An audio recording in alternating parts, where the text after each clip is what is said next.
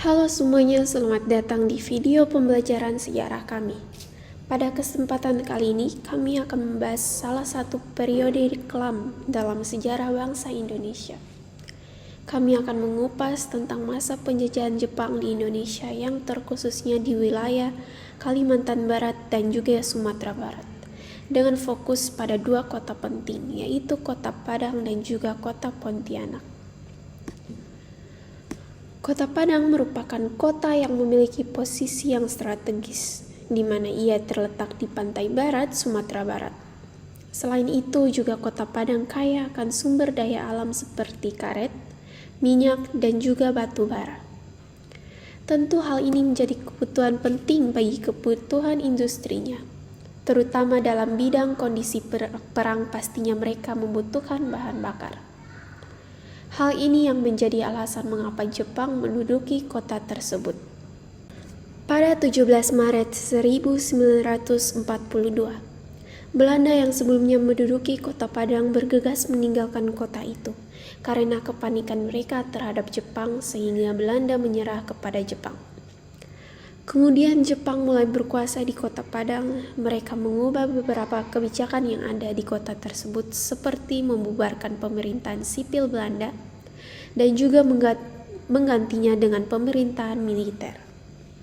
Selain itu, Jepang juga menerapkan sistem kerja paksa atau yang disebut Romusha.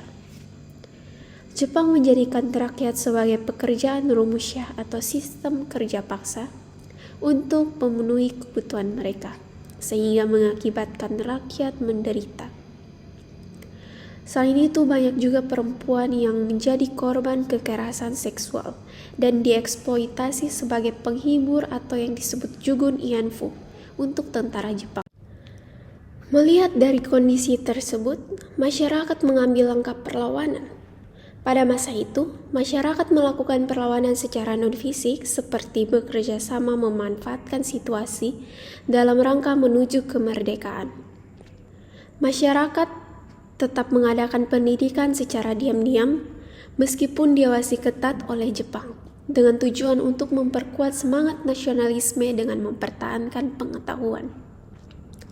Selain itu, mereka juga melakukan perlawanan fisik seperti merusak atau menghancurkan infrastruktur ekonomi yang digunakan oleh Jepang, seperti jembatan, jalan, atau fasilitas produksi, dan membentuk kelompok-kelompok kecil untuk melakukan sabotase terhadap fasilitas Jepang, menyerang patroli, dan juga mengumpulkan informasi intelijen untuk membantu sekutu. Berdasarkan sejarah kedatangan Jepang, kita bisa melihat banyak sekali dampak negatif yang dialami oleh masyarakat pada masa itu, seperti penderitaan dan juga ketakutan, di mana masyarakat dijadikan Romusha, bahkan Jugun Ianfu. Akan tetapi di balik itu semua, Jepang juga membangun infrastruktur seperti jalanan dan jembatan yang berguna juga bagi masyarakat. Sekarang kita lanjut membahas kota Pontianak saat masa penjajahan Jepang. Saat Jepang pertama kali tiba, kondisi Pontianak masih berjalan normal karena kesadaran masyarakat tentang situasi politik dan ancaman perang masih kurang. Kegiatan dagang tetap berlangsung, pasar terapung beroperasi, dan kapal-kapal Bandung Hilir mudik seperti biasa. Warga pribumi maupun Belanda tetap bekerja seperti biasa.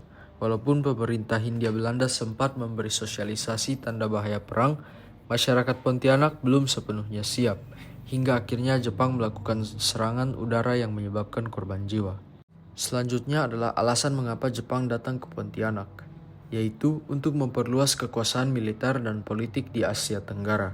Jepang juga fokus menguasai daerah yang kaya akan minyak bumi, dan Pontianak menjadi salah satu target karena potensi sumber daya tersebut. Minyak bumi ini dimanfaatkan sebagai bahan bakar tentara Jepang. Selanjutnya lagi kita bahas tentang kebijakan Jepang di Pontianak. Yang pertama, ada pengambil alihan pemerintahan. Jepang mengambil alih Pontianak pada 29 Januari 1942, menggantikan penjabat Belanda dengan orang Jepang. Mereka mencoba menarik simpati rakyat lewat pemenuhan kebutuhan pokok dan akses pendidikan. Yang kedua, ada ekonomi dan kebutuhan pokok. Jepang mendistribusikan beras, garam, rokok murah, serta membebaskan bea masuk kebutuhan pokok. Mereka juga mendirikan perusahaan Mitsubishi di Pontianak. Yang ketiga, Larangan berorganisasi politik. Melalui Undang-Undang Nomor 23, Jepang membubarkan organisasi politik dan serikat pekerja, serta menangkap tokoh-tokoh yang dianggap menentang Jepang. Yang keempat, ada pembentukan organisasi baru. Jepang membentuk Nishinkwai untuk mengawasi warga, namun kemudian dibubarkan karena dianggap melenceng. Dan yang kelima, ada pengawasan ketat. Seluruh aktivitas warga termasuk media diawasi ketat oleh Departemen Propaganda atau Sendenbu. Berikutnya adalah perlawanan rakyat Pontianak terhadap Jepang. Perlawanan fisik sangat terbatas karena kekuatan dan senjata yang minim, ditambah pengawasan ketat dari Ken Peitai. Setelah peristiwa Mandor yang menewaskan banyak tokoh masyarakat, perlawanan semakin sulit untuk dilakukan. Namun, warga lebih banyak melakukan perlawanan yang bersifat non-fisik, seperti mempertahankan adat istiadat, menolak budaya Jepang secara diam-diam, serta menghindari kerja paksa atau romusha.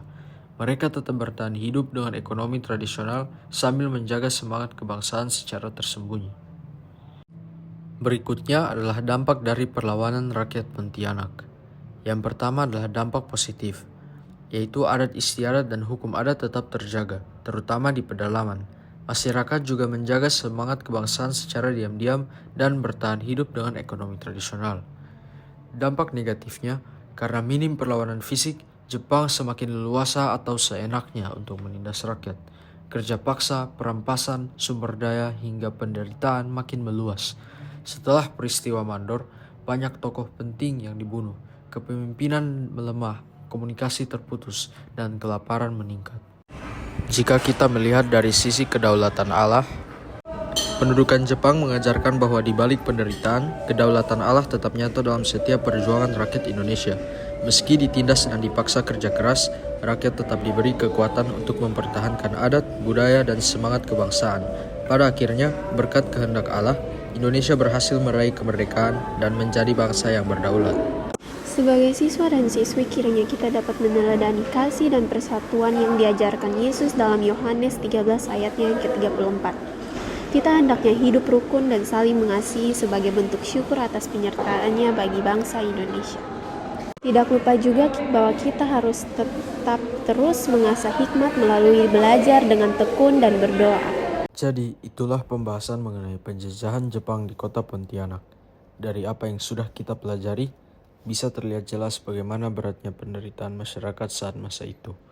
Meskipun begitu, semangat rakyat Pontianak untuk mempertahankan adat, budaya, dan kebangsaan tetap tidak pernah padam.